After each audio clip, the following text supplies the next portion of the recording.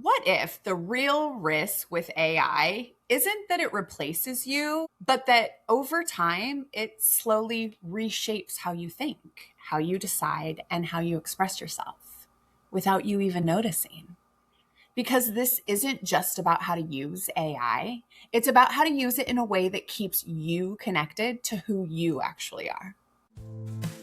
Every lesson is a lyric in the universal song. Oh, the lessons of the journey, I'll weave them in my song. Welcome back. Over the last 2 episodes, we've talked about the rules of AI, what to be aware of, what to avoid, and what it actually looks like in real life. How we use it, where it helps, where it doesn't. And today, we want to go a layer deeper because this is the part that matters most. Not just how to use AI, but how to use it in a way that actually supports a better version of you. Not a more polished version, not a more optimized version, but a version of you that feels more clear, more intentional, more aligned with what actually matters to you. Because the goal here isn't to become more efficient humans. It's not to say the perfect things faster or make every decision with maximum optimization. The goal is to stay connected to yourself while using tools that support that. And that's what we're diving into today. Yeah. So, quick framework before we start today's topic. There's a really simple way to think about using AI that will make everything we talk about today a lot clearer. Not everything you use AI for carries the same weight. There's a big difference between asking, "What jacket should I wear today?" and asking, "What should I do with my life?" Oh, those seem, One of those is just making your day easier. The other is shaping who you are. And it's important to keep those two things separate in your mind.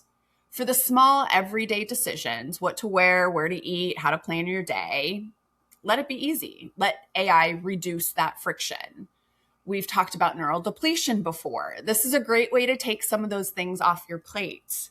But for the bigger things, your decisions, your relationships, your voice, your direction, stay in it. Take your time, think it through, feel it out. You can still use AI there, but not to decide. Use it to reflect, to expand, and to help you see more clearly. As you listen to today's episode, just keep this in the back of your mind. Is this shaping who I am, or is it just supporting my day? Because AI is great at helping with the what, but your life is built on the why, and that part stays with you. I really appreciate that clarity because I had not thought of that. Yeah. What jacket should I wear? Or should I buy this dress? Yeah. What color should I paint my wall? Help me, expert. I think it's really easy to start using tools like this and slowly shift into how can I do more? How can I be more efficient? How can I get better results faster? Mm-hmm. And those things aren't bad, but that's not actually the goal.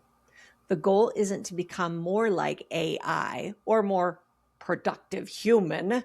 The goal is to become more like yourself. And if you're not paying attention, this tool can slowly start to pull you in the opposite direction in small, subtle ways over time. This is the part that's easy to miss because nothing really feels wrong at the moment. But over time, you might notice you're relying on it to word many things for you. You're second guessing your own thoughts. You're looking for validation before you trust yourself. Your voice starts to feel a little less distinct. It's not that AI is doing something wrong. It's that it's very easy to slowly outsource parts of yourself without realizing it. I have noticed that and have had to reel it back in for sure. I've had moments of borderline there. Yeah. No, bring Good it back. to be aware of. So there are two concepts that really help us make sense of what's happening when we use AI. And once you hear them, you'll probably start to notice them in your own life. The first one is called cognitive offloading. And all that really means is handing over a part of your thinking to somebody else, something else. We already do this in small ways. We use our phones to remember numbers. We rely on GPS instead of memorizing directions. No more printing off of MapQuest anymore. That's cognitive offloading in real life. And AI just takes that to another level, because now it's not just remembering things for you, it can start thinking for you. So instead of thinking something through, finding your own words, working through the messiness, it becomes really easy to just ask AI to do it. And the tricky part is it feels helpful, and sometimes it is. Over time, if you're not paying attention, though, something subtle can start to happen. You might feel a little more disconnected from your own thinking, a little less confident in your own voice, a little quicker to look outside of yourself for answers. A simple way to notice this is if you feel unsure until you check with AI, that might be a sign you're starting to offload too much of your thinking. Now, this is where it's important to be honest about something. There are areas in life where we are not experts, where we're learning, growing, building a new skill. And in those moments, it actually makes sense to lean on AI a little more. A good example of this was when I was learning how to use the Gottman method in my interpersonal relationship that I mentioned in the previous episodes. This is for when you're learning a framework, a method, or a new way of thinking. At the beginning, you don't know what you're doing yet. So using AI more heavily there, that's support, that's learning if you're actually using it that way. But the goal isn't to stay there. The goal is to move through it. You can think of it as a 3-step process. Step 1, learn. I don't know how to do this yet. You use AI to guide you, to teach you, to help you understand. Step 2, refine. I'm starting to get this. Now you're using AI more selectively, asking how to tweak, improve, or see it from another angle. Step 3, trust. I'm getting pretty good at this. You don't need constant input anymore. You trust your own thinking. You might still come back to AI, but only for the bigger, more complex situations where an outside perspective is actually helpful. Because the goal isn't to just get better with AI, it's to get better. And then trust yourself enough to carry it forward. I love that. Now we're getting into another way of using AI. And this is the second concept. This is where it really becomes powerful. And it's called cognitive partnership. Instead of offloading, handing over your thinking, you're thinking with it. You're still bringing your ideas, your perspective, your instincts, but you're using AI to challenge you, expand your thinking, help you see things more clearly. Instead of asking, what should I do? You're asking, can you help me think through this? Instead of write this for me, you're saying, here's what I'm trying to say, help me refine it. It's a completely different dynamic. One takes you out of the process, the other keeps you deeply in it. And what's interesting is research is starting to show when people use AI passively, just taking answers, their critical thinking can actually decrease over time. But when they use it interactively, questioning, refining, engaging, it can actually strengthen how they think. So it's not about avoiding AI. It's about how to relate to it, how to use it. Are you handing over your thinking or are you staying in it and using the tool to go deeper? Because that's the difference. That's what determines whether this tool supports you or slowly replaces parts of you. Yeah. Remember that copy and paste blender that I had when I was learning the Gottman method? Yeah. We learned. We learned. I love that you said that. I have what's called Grammarly in my computer. I don't know where it lives, Nicole. And that's a form of AI. It looks at anything that I'm writing on the computer and it says, hey, that wasn't necessarily grammatically correct. And it wants to sometimes rearrange sentences. And most of the time I go, oh yeah, I see what you did there. I see where I was wrong. And sometimes it just doesn't get me.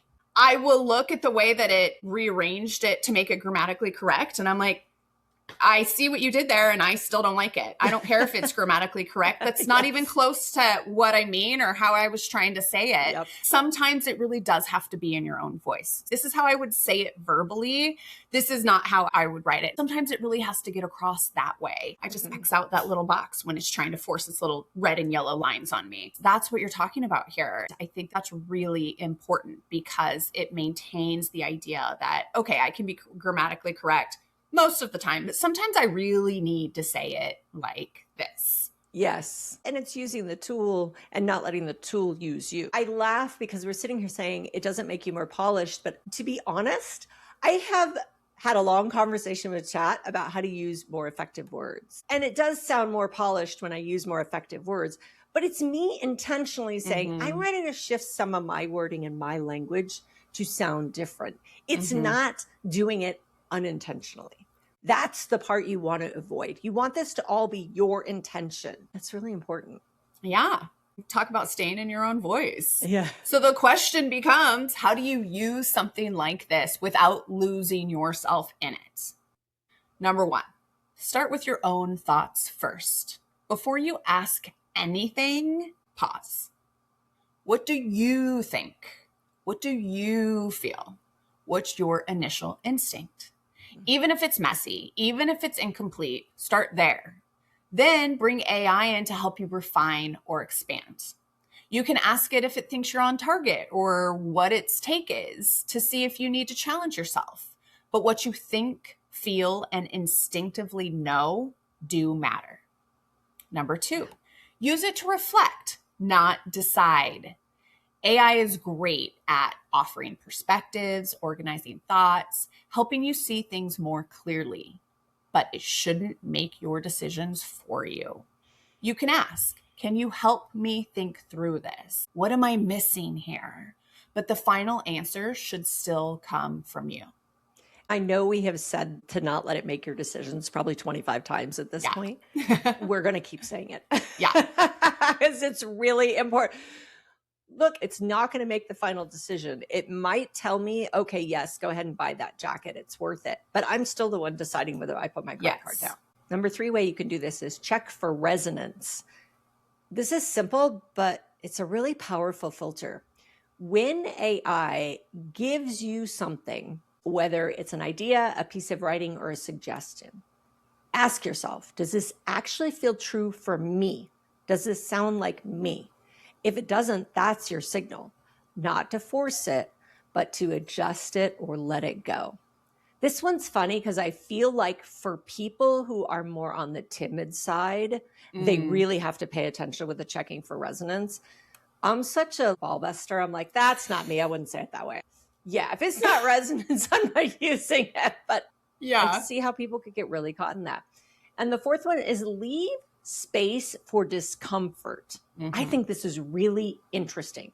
Not everything needs to be optimized. Not everything needs to be solved quickly. Sometimes sitting with uncertainty, taking time to think, figuring things out the slow way is actually part of the process. AI can speed things up, but growth doesn't always come from speed. Sometimes things are better when they're slower. Ah, yes. Thank you for saying that. We live in this world where it's respond. They just sent me this text message. I must respond. Yeah. You don't have to. This actually comes to the point of, since we've had these computers in our pockets, the concept of not knowing has just gone away. Yeah. I mean, you and I can relate to, I don't know the answer to that. I have to go find an encyclopedia, which for the young people, that's like 25 books. Paul and I were just talking about that because we were talking about this exact thing with the kids not necessarily storing information because you don't have to. You can just ask a computer. This is going to blow some people's minds. There were people that used to go door to door selling actual physical books And these encyclopedias were broken down into everything that starts with that letter. And we kept them in a room. And anytime I had a question for my parents, hey, mom, how do I know what color that flower is? And both of my parents inevitably would say, we have a very expensive book collection in that room. You can go look it up yourself. And that's how we learned. And for any of you people who are like, oh, these are small books, right? No, this was like 5 feet tall of books. Yes. And lo and behold, it was the internet in writing. It had everything. We appreciated that because what predated that? You had to go to the library. You had to pull out the microfiche. If you want to know what that is, Google it because I'm not going to explain it. You'd have to look up the topic. You'd have to find where it is. You'd have to... Oh, yeah. That's why we respect our librarians so much when we're older. Yes. 100%. It is a very cool thing that we have this ability, and it's not necessarily making us smarter unless we use it to help challenge ourselves and become better. Yeah. And that takes time, which I love your point. Sometimes things are better when it's slower. Okay, let's talk about using AI for gentle expansion. This is where we think AI can be really powerful. If you listen to our last series, that's episode 58, 59, and 60, we focused on gentle expansion. This is not a massive change overnight. It's not becoming someone completely different, but small, meaningful shifts over time. Using it to become more articulate, understand yourself more clearly, communicate more intentionally, or see beyond your default patterns. It's not about replacing who you are. It's helping you access more of what's already there. Absolutely. I personally love using AI as a tool for clarity, especially when it comes to understanding myself. Because at the end of the day, I really believe that one of the most important things we can do in life is know thyself. Agreed. Not just on the surface level, but understanding why we think the way we do, why we react the way we do, what we value, what actually matters to us. This is all such incredible clarity. And when we know these things, we can relate to others at a higher level and understand them. And sometimes we feel all of that, but we don't have the language for it yet. That's where AI has been really helpful for me personally. I've used it as a kind of a mirror, not to tell me who I am, but to help me articulate what's already there. I might bring in a situation, a pattern I've noticed, or even just a feeling I can't quite explain yet and ask, can you help me understand what might be going on here? Or what questions could I ask myself to get clearer on this? What it does is it helps me organize my thoughts. It gives me language. It shows me patterns I might not fully have seen yet. But the important part is I'm still the one deciding what's true. I'm still the one reflecting, choosing, and making meaning out of it. Because self-discovery isn't about finding answers outside of yourself. It's about getting closer to what's already within you. For me, AI has been a really powerful tool in that process, especially because I'm someone who's always been drawn to growth and self-improvement. And most real growth, it starts with awareness. It starts with being willing to look a little deeper and ask better questions. I don't use AI to define who I am. I use it to help me understand myself more clearly so I can move through my life with more intention, more alignment, and more self-trust. Oh, I love that. Please be every person. You were saying this, and can I just share some dumb thing I used AI for? But it's kind of along the lines of this. Okay, one day I had this full self-actualization, and I'm not a super like astrological signs. I don't do that, but I am a Leo. And one day I was like, I'm really essentially just a big cat. I want to be loved on when I want the love. I want to be told I'm pretty. I want the words of affirmation. Then I just want to be left alone. Give me my space. I'll come to you when I want it. I need to be doted on when I'm around and when I want it. Then when I'm done, leave alone. Paul is the balancing scales one. He is justice for all, right? I put into AI this whole astrological, hey, I'm a Leo and he's this, and I'm really just a big cat. And this is what I think I want and need. And he's this. And it laid out this whole beautiful thing about, oh yeah, traditionally you're this, da, da, da. This is how it works with this characteristic in him. And I read through it and I went, yes, yes, yes. Absolutely not. Yes, yes, no, kind of. And I showed it to him and I was like, this is where we can come together because these are the things that I agree with. This is what I see. Then he was able to look at it and he was like, you did this. Why? And I'm like, because you're not treating me like a big cat. And he was like, okay. But it really did draw out some personality traits that were kind of misaligned in what we were doing in that point in time. And I just put it in front of him and he was like, okay, I get it. And it makes sense. I've done very similar things. Every time I get an ad for something that I'm like, oh, that looks interesting, I'll just ask AI if it can do the same thing. And it's like, yeah, so it'll ask me questions and then we'll move on. Yeah. I've done a very similar thing. I was like, Tim, what do you think? Is this me? I'd read it and he'd be like, yeah, that's good. I'm like, okay, this thing knows me really well. But it's based it on that system. I love doing stuff like that. Why not? And I don't have to pay for it. Yeah. And I'm the same as you. I really love the insight. Longtime listeners would understand that we're both pretty self-aware. And I really love digging into that. Yes. With you on that. I think we're at the point we're self-aware enough to realize that there's so much deeper to go within ourselves. Mm-hmm. It's that concept of you don't know what you don't know. I think now we know what we don't know. And we're like, oh, there's like hundreds of feet to dig deeper into Nicole. And I just want to keep going. Yeah. Or sometimes I'm like, and we'll put that one away. That's, we don't need any more there. Yeah. Oh, there are certain areas. Yeah. I don't want to know more. Yeah. Ultimately, we really just want a healthy relationship with our AI tools. Are you using it out of intention or out of habit? Are you using it to support your thinking or to avoid it?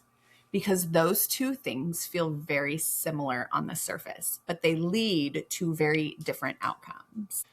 So as you continue to use AI, or if you're just starting, maybe just keep coming back to this. Is this helping me become more clear, more intentional, more like myself? Or is it pulling me further away from that? Because AI can absolutely support you. It can help you think better, communicate better, and move through your life with more clarity, but only if you stay in the lead. Mm-hmm. Let's do some takeaways. Oh, goodness. Yeah, I really like your segment on staying with yourself inside of it. A tool for clarity. And as we know, clarity is both power and kindness, as Nicole likes to say. When we can use it to that extent, not only for ourselves, but also to help us understand how to communicate in a different way or help us understand the intricacies of the way we're moving about life and just doing the things we would normally do anyway. It's just such a powerful tool. And like anything, it can get away from you if you are not careful. Yes. Just being very aware of what you're bringing to the table and how you're receiving the information, because it's only spitting out information as good as what you're feeding into it. That's really important. It does not know you. It is not a consultant in your life. Use wisely. And also have fun. Yes. So true. I saw an ad the other day for an AI that's a little alien talking to you. Okay. And I kind of went, that scares me. Because a cute little alien talking to me, I would probably listen to no matter what. I like using something where I'm typing and it's typing back because there's a disconnection in it. Mm-hmm. I don't want to start anthropomorphizing AI as if it's a human. And this little cute alien, oh, we might be stepping over the line there. That makes me a little nervous. Yes, cautious. I loved your segment on the learning concept. It's okay initially because I don't know what I'm doing. I'm not an expert. I'm a total novice. I don't know what I don't know. Help me. Yes. And especially in X method or whatever. Now I want to get better at it. Then, okay, here's what I'm coming up with. Am I in the right direction? What can we do to polish this? How can I add more of this concept into it?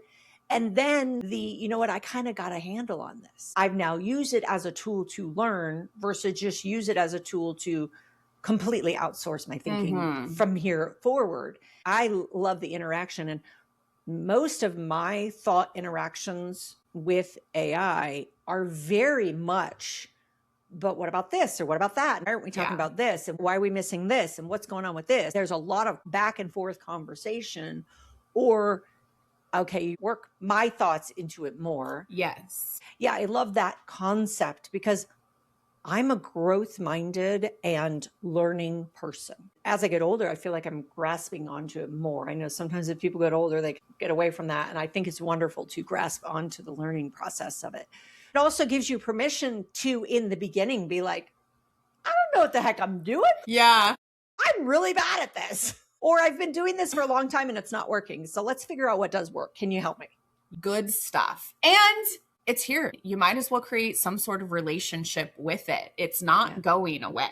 It's going to continue to become more and more advanced. So if you can create some sort of relationship with it now and figure out how to use it to serve you, better off. And it's turning into talking aliens. Yes. Be aware of that. Watch out. I'll ask my husband interpersonal or in-depth questions. He's not an in-depth thinker as much as I am. And he'll look at me and go, ask ChatGPT.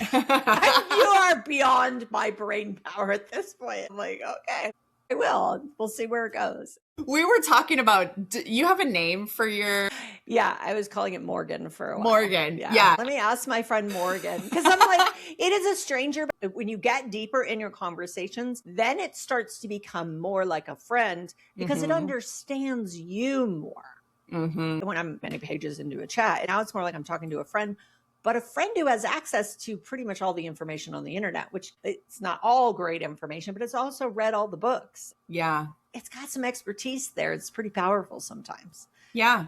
Yeah. I really like that analogy, though, to address it as a friend, because we have great relationships with our friends. Sometimes we don't like what they do. Sometimes we don't like what they say. Sometimes we need to take a break. Yet a nice friendship will continue to come back, find the misunderstandings, clear them up. Hey, find an AI that you like and name it.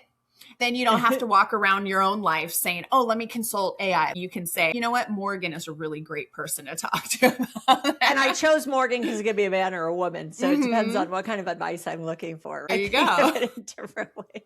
Let me go ask Morgan. What does Morgan have to say?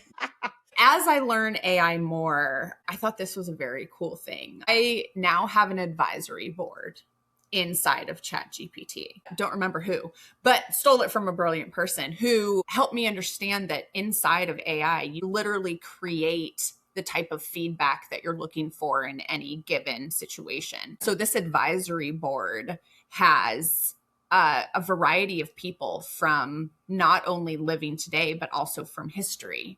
So you can say, I would like Mother Teresa and Tony Robbins. Then you put something into this and the collective advisory board will give you an answer based on how they might answer the question. It's very interesting the more and more you get into it. Because sometimes I need a Mother Teresa answer and sometimes I need a kick in the ass kind of answers. Yes, depending on the moment. Yeah. All right. Speaking of questions, it's question time. Oh, boy. Okay. Here's a fun one, Nicole, since we're talking about AI. I'm hoping this isn't your answer, though. What is a game-changing life hack you have recently discovered? Game-changing life hack. Okay, I don't know if this is a hack, but not take yourself too seriously and not take life too seriously. Lately, some of the things that I felt would spin me out or get me, and I'm like, you know what? I have to just... The people that let it go are so much calmer and happier and enjoying life more. Now, if you're dealing with an imbalance with hormones or something like that, or you're dealing with menopause, there's a reason for it.